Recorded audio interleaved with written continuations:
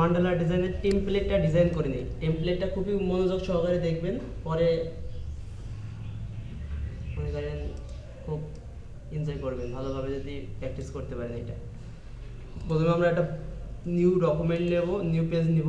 এখান থেকে পেজের সাইজ আমরা সমান নেব, স্কোয়ার 1000 1000 নিতে পারি, 2000 2000 নিতে পারি। তো আমি এখান থেকে ছোট নিলাম 1000 পিক্সেল বা 1000 pixel, width 1000 pixel, height 1000 pixel. আর এগুলো সেট আপ করা তো আগেই বলেছিলাম। এখান থেকে আমরা সিএমওয়াই কে থাকবে, ডিপ 300 পিপিআই থাকবে, এগুলো সব সেম থাকবে। এখান থেকে আমাদের কোনো ব্লিড লাগবে না। ওকে, এই যে এবার এখানে আমরা পেজের ভিতরে একটা লাইন ড্র করব। এখান থেকে আমাদের লাইন আছে, আমরা লম্বা করে লাইনটা ড্র করে নেব শিপ ধরে, তাহলে একদম সমান হবে। ঠিক আছে, এবার আমরা মুভ টুলে গিয়ে সিলেক্ট করলাম, করার পর এখান থেকে অ্যালাইনটা ঠিক করে নেব। এখান থেকে আমরা হরিজন্টালি ভার্টিক্যালি অ্যালাইনটা সেন্টার করে দিলাম, একদম মাঝখানে করে দিলাম। ঠিক আছে, এটা থাকা অবস্থায় আমরা চলে যাব ইফেক্ট থেকে ডিস্টর্ট অ্যান্ড ট্রান্সফর্ম, তারপরে ট্রান্সফর্ম। এখানে যাওয়ার পরে এবার এখান থেকে আমাদের এই লাইনটা 11টা কপি করতে হবে, মানে এদিকে ঘুরতে ঘুরতে 15 ডিগ্রি অ্যাঙ্গেলে 11টা কপি হবে। তাহলে এখান থেকে আমরা 11টা কপি দেবো, কপিস 11টা। এখানে প্রিভিউ দেখবো আমরা, অ্যাঙ্গেল হবে 15 ডিগ্রি। বাইরে ক্লিক করলে এখানে দেখাবে এই যে আমাদের এইভাবে 11টা 15 ডিগ্রি অ্যাঙ্গেলে আমাদের এখানে কপি হয়ে গেছে। এবার ওকেতে ক্লিক করব, হয়ে যাবে। এই যে আমরা যেই ডিজাইনটা তৈরি করলাম, এই যে এইটা আমরা লেয়ারের ভিতরে যাই। এবার এই লেয়ারটাকে আমরা লক করে রাখবো। যে লেয়ারটা আমরা যেখান থেকে ডিজাইন করলাম, এটাকে আমরা এখানে লকে ক্লিক করলে হবে, এবং কিবোর্ড থেকে Ctrl+2 প্রেস করলেও লক হয়ে যাবে। ঠিক আছে, কিবোর্ড থেকে Ctrl+2 অথবা এখানে আমরা লক করে দিলাম, দিয়ে নতুন একটা লেয়ার নিলাম। এখান থেকে নতুন একটা লেয়ার নেওয়ার পরে আবার লাইন নিব, নেওয়ার পরে আমরা এখান থেকে মাঝখানে লাইন ড্র করে দিব, শিপ ধরবো, এবং আমরা হরিজন্টালি ভার্টিক্যালি দুই পাশে মাঝখান সেন্টার বরাবর লাইন ড্র করে নিব। আচ্ছা, এবারে এই দুইটা লাইনকে এইভাবে সিলেক্ট করার পরে এইটাকেও আমরা লাইনটাকে ঠিক করে নেব একবার। ঠিক হয়ে গেলে এবার আমরা এখান থেকে একটা লাইন ড্র করে দিব। আচ্ছা, এই লাইনটাকে আমরা কালার চেঞ্জ করে দিই, যেহেতু ব্ল্যাক আছে আগে, আমি এখান থেকে অন্য কোনো একটা কালার দিয়ে দিই। আচ্ছা, এবার এখান থেকে লাইনটা আমরা এখান থেকে আমাদের দুইটা লাইন স্পর্শ করবে, এইভাবে আমরা একটা লাইন ড্র করে নিলাম। ঠিক আছে, যে আমাদের দুইটা দাগ, এই দাগ এই দাগ, যে কোনো দুইটা দাগ স্পর্শ করবে, এইভাবে আমাদের একটা লাইন ড্র করে নিতে হবে। ড্র করে নিলাম, নেওয়ার পরে এবার আমাদের যে কাজটা, এটা ভালোভাবে দেখবেন। এই যে আমাদের এই তিনটা জিনিস, এই লাইন এই লাইন এই লাইন, তিনটা জিনিস এইভাবে সিলেক্ট করে নিব। নেওয়ার পরে তারপরে আমাদের যে প্রথম যে লেয়ার, এই লেয়ারের এই যে এই জায়গায় এটা ক্লিক করব, করলে লেয়ারটা সিলেক্ট হয়ে গেল। এবার আমরা চলে যাব ইফেক্ট থেকে ডিস্টর্ট অ্যান্ড ট্রান্সফর্ম। যাওয়ার পরে আমরা এখান থেকে কপি দেবো একটা, তারপরে এখান থেকে আমরা প্রিভিউয়ে ক্লিক করব, করার পরে এখান থেকে রিফ্লেক্ট এক্সে ক্লিক করব। তাহলে কি এইটা বরাবরই এই দিকে ঘুরে গেল। এবার ওকেতে ক্লিক করব। এই জিনিসটা এইভাবে ঘুরলো, এই জিনিসটা কিন্তু আমাদের এখানে সিলেক্ট এবং তিনটা সিলেক্ট করে নিলাম, তাই জন্য ঘুরলো না, কিন্তু এটা এইভাবে ঘুরতো না। আপনারা প্র্যাকটিস করতে গেলে একটু ভুল হয়, বুঝতে পারবেন। আচ্ছা, আবার সেম ভাবে ইফেক্ট ডিস্টর্ট অ্যান্ড ট্রান্সফর্ম।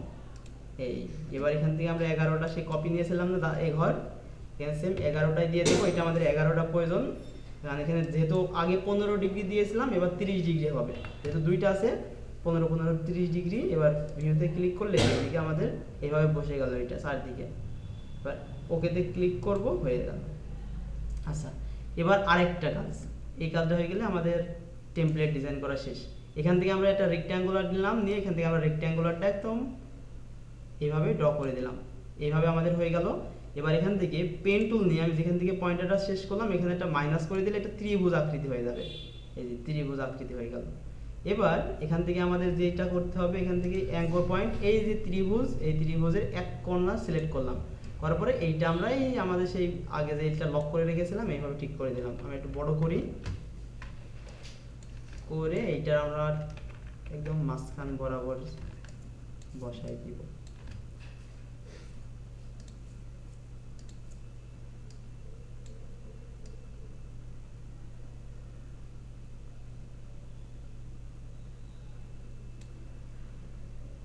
আলোচনা করে দেখি ঠিক আছে কিনা। ঠিক আছে।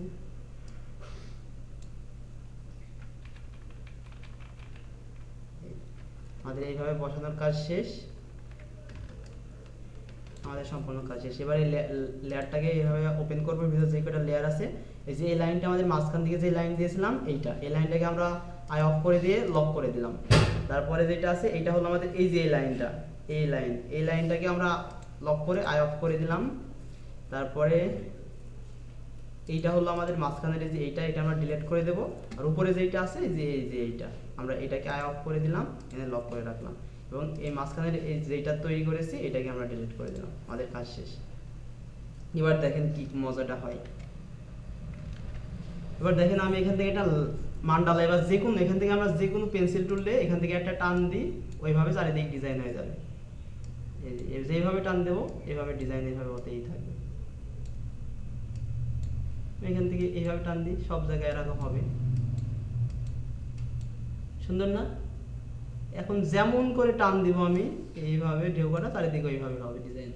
বুঝতে পারলাম? আমি এখানে আমি টেমপ্লেট ডিজাইন করে নিয়েছি। এই পর্যন্ত ডিজাইন করা হয়ে গেলে এই টেমপ্লেটটা আমি এক জায়গায় সেভ করে রাখবো, আজীবন আমার এই টেমপ্লেটটা কাজে লাগবে।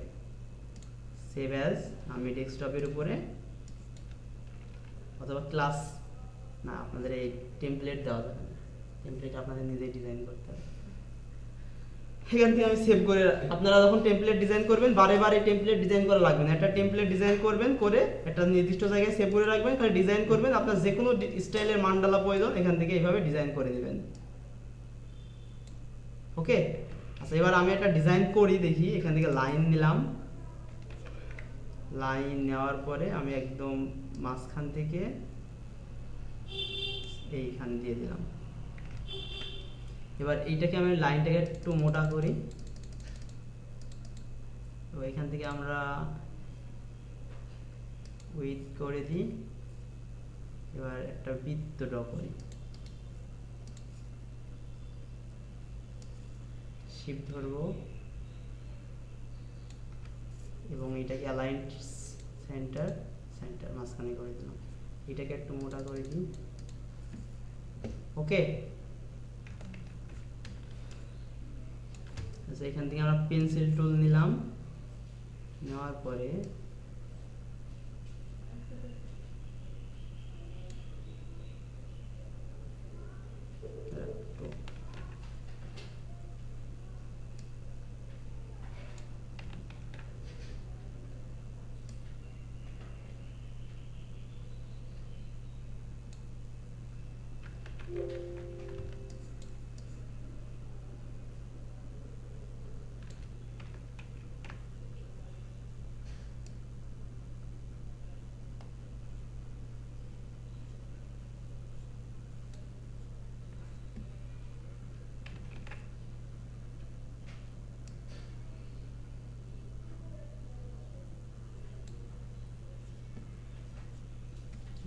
টুল দিয়ে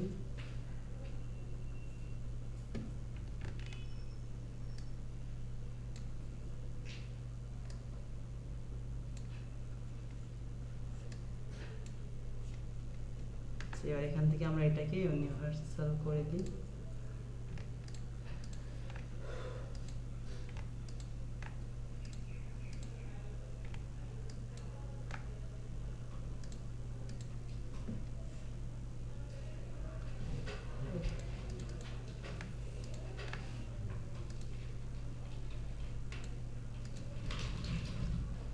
এবার পেন্সিল টুল নিয়ে এখান থেকে আমরা মাঝখানে একটা দিয়ে দিই।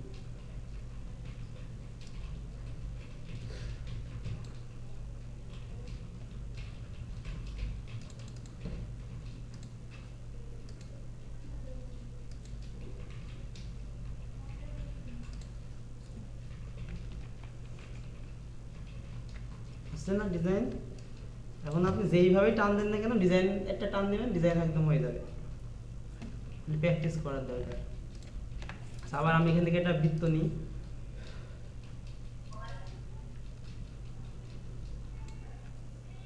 লাইন ঠিক করে দিই আর একটু বড় করি। এই কি করছেন আপনি? এইটাকে আমি, ঠিক আছে। এবার আমি এখান থেকে আবার পেন্সিল টুল নিয়ে এবার এখান থেকে শুরু করলাম। তারপরে 1 ঘর 2 ঘর 3 ঘর চায়ের ঘরের এখানে গিয়ে এই জায়গায় গিয়ে এখানে গিয়ে এখানে scroll করে দিলাম। ভালো হলো, একটু দেখি আর একবার। এখানে গিয়ে এখানে গিয়ে এখানে গিয়ে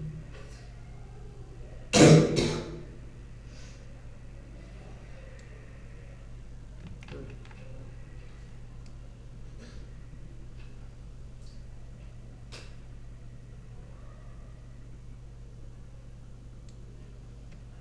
মোটামুটি। আচ্ছা এই যে এবার এখান থেকে আমরা কি করি, এখান থেকে আবার স্টার চিহ্ন দিতে পারি।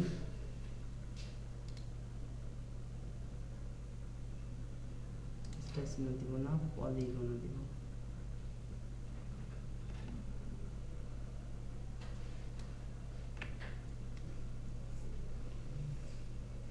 আর মাঝখানে দিব হলো স্টার।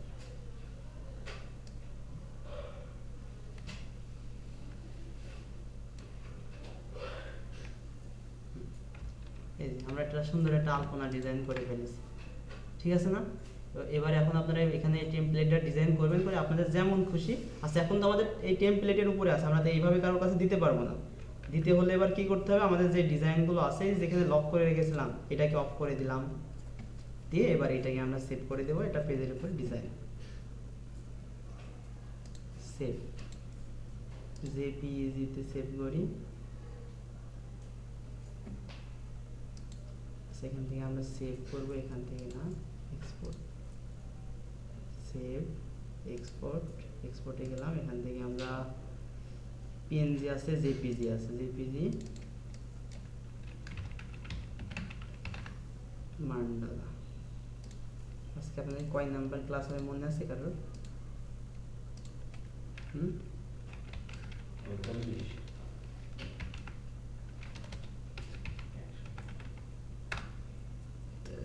পঁয়তাল্লিশ, 46 নাম্বার ক্লাসে যেখানে আছে।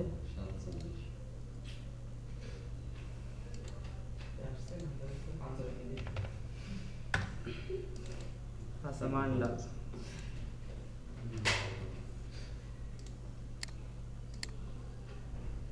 আমাদের মান্ডালার ডিজাইন হয়ে গেছে। এবার আমাদের এই টেমপ্লেটের ভিতরে কিন্তু আমরা যে কোনো ডিজাইন করে ফেলতে পারবো। এখান থেকে আমরা কি নিব, এখান থেকে পেন্সিল নিই, আবার এখান থেকে অনেকে এমন দিই, সব জায়গায় এমন হয়ে যাবে। তারপর এখান থেকে